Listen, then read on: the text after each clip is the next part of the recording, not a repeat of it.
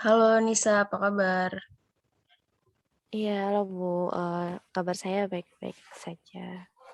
Eh, apa aja nih kesibukan sekarang? Sibuk kuliah aja sih Bu sama kerja. Hmm, Lancar-lancar aja kan tapi kuliahnya? Alhamdulillah lancar, bisa alhamdulillah bisa lumayan atur waktu. Oke, alhamdulillah kalau gitu. Di masa kayak gini nih tolong dijaga kesehatannya ya. Minum vitamin, jangan sampai kelelahan dan istirahatnya juga yang cukup. Ya, terima kasih Bu. Nah, jadi sesuai dengan janji kita di WhatsApp kemarin, katanya ada yang mau diceritain. Apa nih? Bisa di bisa kita mulai aja kali ya. Kita langsung aja. Apa nih yang mau diceritain nih? Eh, jadi Bu, ada permasalahan yang saya alami saat ini. Sebenarnya permasalahannya itu sepertinya sudah lama terjadi, namun, saya hanya baru menyadarinya akhir-akhir ini dan, akhir-akhir ini tuh kayak, lebih intens gitu loh permasalahan. Jadi saya tuh punya kayak semacam, bisa disebut gangguan nggak sih, Bu, kalau misalnya, punya kecemasan berlebihan tentang, di suatu situasi tertentu gitu. Jadi, di saat, ada situasi yang membuat saya tidak nyaman atau situasi yang membuat saya panik gitu, saya akan panik tapi berlebihan, Bu. Jadinya, seperti, bahkan saya bisa tremor, tangan saya bisa getar-getar gitu, terus, eee biasanya sesak nafas gitu, dadanya sesak gitu. Dan itu tuh sering terjadi, walaupun saya sudah mencoba untuk tenang, untuk slow, untuk tidak terlalu, memikirkan, sebuah kejadian atau sebuah permasalahan itu gitu. Tapi tetap saja saya nggak bisa tenang gitu. Eee, Tetap saja, pikiran-pikiran tentang masalah itu tuh pasti, bermunculan di otak saya, bahkan, biasanya, saya semalaman bisa kayak orang gila nggak bisa tidur, hanya memikirkan satu masalah ini saja gitu. Apakah gimana ya, Bu, kadang saya merasa aneh gitu tuh, mau cerita sama siapa tuh nggak tahu gitu. Pernah sih cerita sama, teman gitu ya, malah dibilangnya, "Ah, kamu nih, kamu kurang bisa aja ngatur emosi kamu," kayak gitu katanya. Padahal kan, gimana ya, saya juga bingung gitu loh, kenapa saya bisa kayak gitu. Padahal, eee, masalahnya tuh kalau di mata orang sepele gitu, tapi buat saya, itu tuh lumayan bisa bikin saya, panik gitu. Dan akibat dari panik dan cemas itu biasanya, saya akan mengambil keputusan dengan terburu-buru gitu. Jadinya, malah menyebabkan masalah baru, begitu.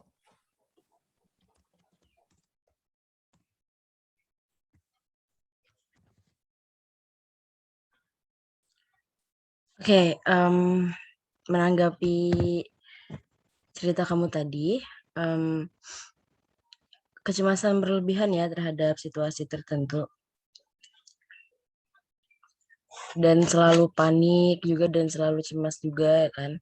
Oke, sebelumnya kamu pernah ini nggak ada sesuatu kejadian yang pernah yang sampai bikin kamu tuh kayak trauma atau mungkin bikin kamu ingat atas hal tersebut yang mengakibatkan kamu selalu cemas gitu terhadap masalah tersebut. Pernah nggak?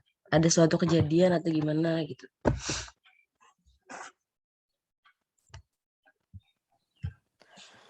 Eee, saya nggak tahu tepatnya kapan ya, kecemasan ini maksudnya kecemasan berlebihan ini, muncul gitu nggak tahu kapan tepatnya. Tapi, Kalau saya analisis sendiri gitu, eee, makin kayak ketika saya, masuk kuliah sih sebenarnya. Ketika masuk kuliah, kecemasan berlebihan saya itu meningkat karena mungkin tekanan yang baru, terus lingkungan yang baru juga. Karena saya sebenarnya, tidak terlalu bisa untuk ditekan oleh keadaan lah gitu. Jadi sebenarnya saya juga menyadari bahwa mental saya sedikit lemah gitu, karena tidak bisa ditekan dengan keadaan. Namun, biasanya saya memaksakan diri. Nah, kemudian saya memaksakan diri itu jadinya, cemas berlebihan, panik yang berlebihan itu tuh muncul di diri saya gitu. Dan impact-nya, negatif buat ke depannya gitu, buat saya sendiri bahkan buat lingkungan sekitar saya juga gitu. Jadi kalau dibilang kapan munculnya saya, tidak terlalu ini ya, tidak terlalu memperhatikan juga, tapi, menyadari bahwa saya mempunyai kecemasan berlebihan itu ketika saya, mulai kuliah, mulai masuk dalam sebuah organisasi, itu saya menyadarinya bahwa saya mempunyai, kecemasan berlebihan, gitu. Kalau, penyebab kalau ditanya penyebab itu mungkin, eee, apa ya, saya mungkin, dari kecil gitu, selalu sendiri, selalu dituntut untuk mandiri, untuk mengambil keputusan saya sendiri gitu. Jadi, eee, saya nggak bisa, menceritakan masalah saya kepada orang lain atau mengajak orang lain berdiskusi. Jadinya, saya cenderung, panikan sendiri nih ketika ada masalah tidak bisa, membaginya dengan orang-orang dan meminta pendapat, orang lain gitu. Karena, menurut saya yang harus memutuskan itu saya sendiri gitu. Karena mungkin dari kecil, sudah, sendiri gitu, maksudnya ayah ibu dari kecil, bekerja jadinya, dari kecil itu memang bahkan dari kecil umur kurang setahun itu saya sudah, ditinggal sendiri di rumah gitu. Ibu kerja, terus bapak di rumah tapi, memang, ke kebun gitu. Jadi saya cuma di rumah sendiri dikunci dalam rumah gitu, gitu Bu. Oh, jadi emang dari kecil udah ini ya, udah disuruh mandiri ya. Mhm, Oke. kurang lebih. Mmm, berarti according dari cerita kamu, itu sama aja, eee, sebutannya ada serangan panik. Serangan panik itu ketika Mmm, kamu ditempatkan di suatu situasi yang mungkin bikin kamu kayak tertekan, terus, bikin kamu kayak, apa ya sebutannya, pokoknya bikin kamu tertekan lah, kayak harus, tidak sesuai dengan keadaan gitu. Nah, itu namanya serangan panik atau panic attack. Dan dan cara menyembuhkan serangan panik itu, ya dari kamu sendiri gitu. Kamu harus bisa mengontrol mengontrol emosinya, terus mengontrol pikiran kamu, dan kamu harus tenang. Kayak misalnya bisa dilakukan dengan cara-cara, mmm, tarik napas yang panjang, terus kamu pergi ke suatu ruangan yang kamu di sana aja sendiri gitu, yang nggak banyak orang, terus kamu tenangin diri kamu sendiri. Tapi ada cara-cara lain sih, ada banyak cara yang bisa mengatasi kayak kecemasan berlebihan kamu tadi. Tapi salah satu cara yang gampang itu adalah kamu, pergi ketika kamu mengalami serangan panik atau yang kecemasan berlebihan tadi, kamu bisa pergi ke suatu ruangan mungkin entah entah kamu lagi ada di kampus atau lagi ada di mana, coba kamu pergi ke satu ruangan yang mungkin ada yang mungkin kamu untuk sendiri gitu. Cuma ada kamu di ruangan itu. Lalu kamu tenangkan diri kamu sendiri dan kamu tenangkan diri kamu, tarik nafas yang panjang dan setelah kamu merasa agak tenang, baru deh kamu coba untuk keluar lagi gitu.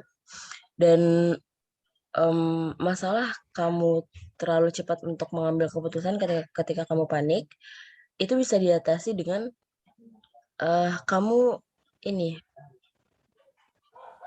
diskusi lah sama teman-teman kamu. Jangan jangan jangan merasa kalau kamu em, harus mengambil keputusan itu sendiri. Kamu di dunia ini tidak sendiri. Jadi kamu ada teman, ada keluarga, ada pacar mungkin, dan kamu juga bisa diskusi tuh sama sama sama mereka kayak misalnya kamu lagi punya suatu keputusan yang tidak bisa kamu putuskan sendiri dan kamu bisa tuh cerita ke teman-teman, mungkin ke keluarga, ke ibu, ke ayah atau ke pasangan tadi mungkin, dan ketika kamu sudah diskusi kepada teman kamu tadi, jadi kamu bisa pikir tuh, oh iya kalau misalnya aku mengambil keputusan ini mungkin dampaknya tuh bakal buruk dan tidak ada artinya apa-apa bagi aku gitu. Nah, ketika kamu mengambil keputusan sendiri dan itu sangat terburu-buru, kamu tuh pasti tidak kamu tidak memikirkan ke depannya bagaimana, kan? Kamu tidak memikirkan impact-nya apa sih setelah aku milih keputusan ini, atau dampak ke depannya apa sih saat aku milih keputusan ini gitu. Nah, ada baiknya kamu coba deh untuk lebih terbuka lagi sama sama orang, sama teman-teman kamu, lebih lebih apa ya? Kalau kamu punya masalah itu mungkin eh kan cara orang mengungkapkan masalahnya beda-beda ya. Ada yang nangis untuk mengeluapkan rasa emosinya, ada yang nangis, terus ada yang cuma mendem aja, dan mungkin bisa dicoba salah satunya yaitu kamu tuh harus terbuka sama orang-orang terdekat aja, orang-orang yang mungkin kamu percaya bisa memberi solusi dan bisa menjaga rahasia kamu gitu. Dan ketika kamu sudah mempunyai orang tersebut, kamu bisa tuh setiap masalah kamu bisa ceritain ke dia, dan setiap keputusan juga kamu bisa minta ke dia, minta minta apa minta saran atau solusi lah gitu gitu. Kayak menurut kamu gimana sih kalau misalnya aku gini, ini misalnya aku ngambil keputusan ini, menurut kamu gimana? Nah gitu. Jadi kamu eh masalah tentang mengambil keputusan terlalu terburu-buru itu akan berkurang dengan sendirinya karena kamu sudah terbiasa minta minta saran sama teman-teman kamu, minta kayak solusi gitu kan. Jadi kamu bakalan terkurang lah eh, selalu ngambil keputusan terburu-buru itu, dan Mmm, kecemasan kamu pun kalau misalnya kamu selalu em, melakukan apa yang kata saya tadi, kayak misalnya kamu tenangin diri kamu tarik nafas, kalau perlu nangis ya nangis gitu, kalau perlu teriak ya teriak. Karena serangan panik itu nggak mudah loh, ya kan? Karena serangan panik saya juga pernah ngerasain, dan serangan panik itu nggak enak banget. Bener-bener kayak aku panik banget ini ya, gimana, dan aku juga nggak tahu harus ngapain gitu. Nah, ya caranya dan cara saya suffer ya itu saya saya pergi ke suatu tempat yang menurut saya aja sendiri di sana, kayak misalnya saya lagi ada ngobrol-ngobrol keluarga gitu kan, dan tiba-tiba saya tuh panik tapi nggak tahu panik itu karena apa, dan setelah itu saya langsung masuk ke kamar dan saya tenangin diri saya tarik napas, terus saya nangis walaupun nangisnya kayak tertahan gitu karena kan banyak orang ya di luar ya, jadi kayak nahan banget nangisnya tuh. Tapi pas udah puas nangis dan aku udah mulai agak tenang, paniknya itu udah hilang gitu aja gitu. Tapi nggak langsung hilang pas abis nangis terus langsung hilang, nggak, maksudnya kayak bertahapnya, mulai mulai mulai apa mulai bisa ngontrol nangisnya dan mulai bisa napas apa tarik napas gitu. Itu sih yang Mmm, perlu kamu terapkan, tapi kayak pelan-pelan karena kan, setiap sesuatu tidak ada yang instan ya, pasti ada prosesnya, walaupun prosesnya mhm. ada yang susah, ada yang mungkin masih ketika sudah melakukan hal itu tapi masih panik juga, pasti pasti ada kok, halangan-halangannya dan, mmm, apa, rintangannya gitu. Itu sih yang coba bisa saya sarankan ke kamu.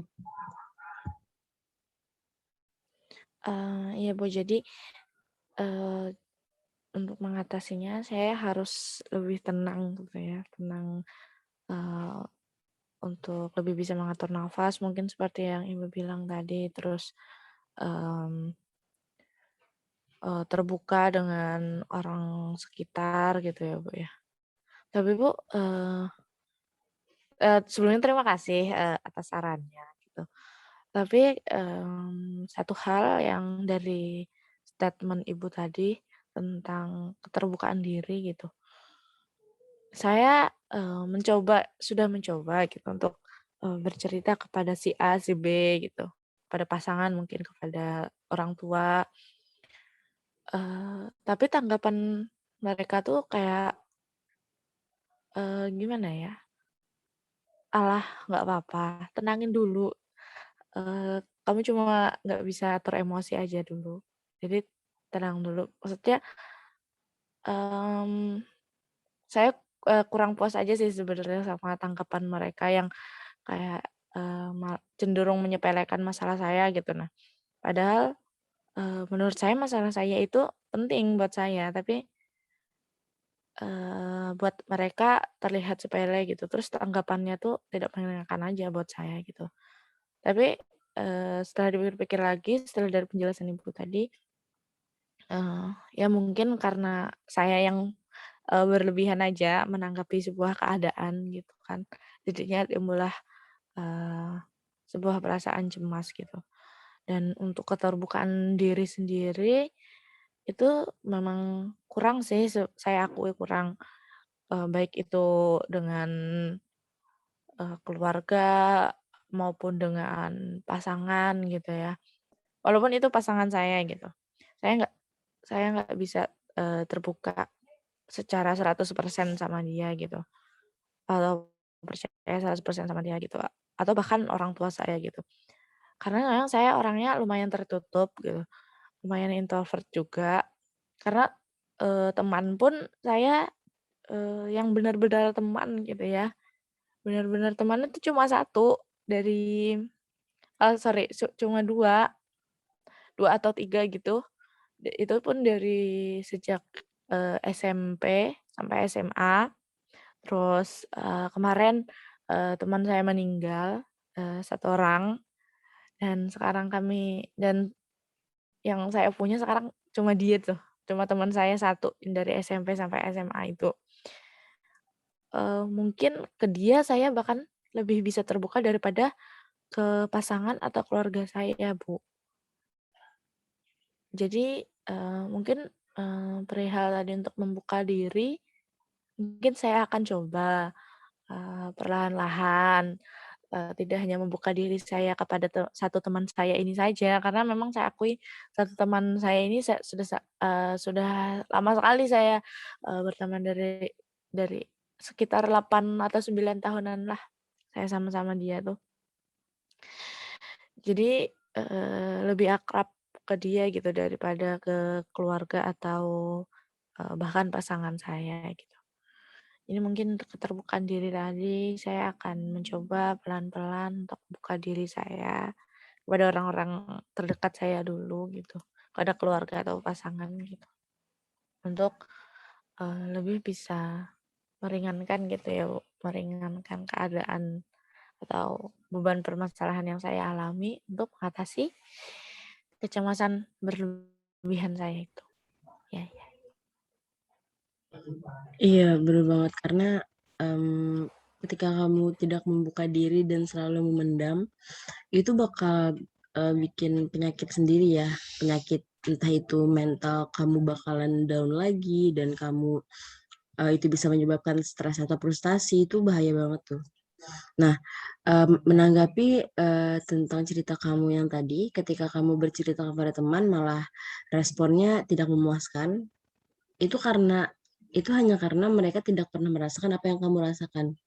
Makanya mereka, responnya gitu, kayak, "Ah, kamu tuh cuma berlebihan aja, kamu nih kurang bisa ngontrol emosi kamu aja ya," karena mereka tidak pernah merasakan apa yang kamu rasakan gitu. Makanya mereka ngeresponnya kayak gitu, menanggapi cerita kamu tuh begitu gitu. Dan itu nggak apa-apa, sama sekali nggak apa-apa, karena setiap orang tuh responnya beda-beda dan kamu juga udah punya teman yang benar-benar teman kata kamu tadi kan, yang satu orang tadi. It's okay kalau misalnya kamu Mhm. lebih terbuka ke teman kamu daripada ke keluarga kamu, karena nggak semua orang bisa terbuka sama keluarganya mungkin karena keluarganya kurang suportif atau apa itu, dan mungkin ada keluarganya yang sibuk kerja jadi tidak ada waktu untuk anaknya buat cerita-cerita yang kayak santai-santai chit chat gitu ya kan, mungkin ada begitu. Dan kalau kamu emang nyaman sama temen kamu yang satu tadi tuh, kamu cerita-cerita itu nggak apa-apa asalkan itu pertemanannya healthy gitu, pertemanannya sehat, pertemanan itu tidak toksik, dan pertemanannya itu um, suportif gitu, bisa benar-benar bisa mendukung kamu apapun yang kamu lakukan, apapun yang kamu pilih gitu. Itu aja sih yang bisa saya sampaikan, karena itu tadi kalau misalnya kamu Iya. tetap memendam itu bakal menyebabkan frustasi dan stres yang bikin mental kamu down, dan kamu bakal selalu, dan kecemasan itu makin hari makin jadi gitu. Kalau misalnya kamu um, selalu memendam tadi. Dan kamu tidak akan sembuh kalau misalnya seperti itu terus. Iya, Bu. Ya baik, Bu, mungkin saya akan, selanjutnya mulai hari ini atau besok gitu saya, bakalan, Hmm? menerapkan saran-saran dari Ibu gitu ya untuk lebih terbuka kepada orang lain, terus, eee, mungkin lebih bisa mengontrol, kecemasan saya terhadap suatu keadaan gitu. Kurang lebihnya seperti yang Ibu sarankan tadi gitu ya, Bu, ya? Eee, ya mungkin, terima kasih banyak Bu atas, sarannya. Ya, baiklah kalau Iya, gitu. sangat membantu sekali. Ya, udah sama-sama ya, dan semoga kegiatan konseling kita pada pagi ini Iya. dapat sedikit bisa meringankan permasalahan yang kamu alami. Dan kalau ada mau cerita-cerita lagi, kamu bisa bisa chat saya dulu di WhatsApp kan. Jadi kita bisa make appointment ya, bikin bikin jadwal kapan kita bisa konseling online begini kan, soalnya masih masa pandemi kayak gini nggak bisa ya tatap muka langsung karena masih pandemi. Jadi mau tidak mau kita konseling online aja dulu ya. Ya baik Bu. Ya, Lain kali, jika ada permasalahan hmm, saya ini, saya akan, menghubungi Ibu lagi untuk melakukan, sesi konseling selanjutnya gitu, Bu. oke. Iya, baik. Saya akan tunggu ya progresnya, dan kabarin aja kalau misalnya kamu mau chat juga bisa aja, kayak saya Bu, saya gini gini gini, bisa nanti saya respon banget kok. Ya, oke, ada lagi? Iya baik Bu. Sepertinya nggak ada lagi Bu, sudah cukup. Oke, kalau gitu kita akhir aja konseling kita hari ini. Assalamualaikum warahmatullahi wabarakatuh. Ya baik Bu, terima kasih. Waalaikumsalam warahmatullahi wabarakatuh.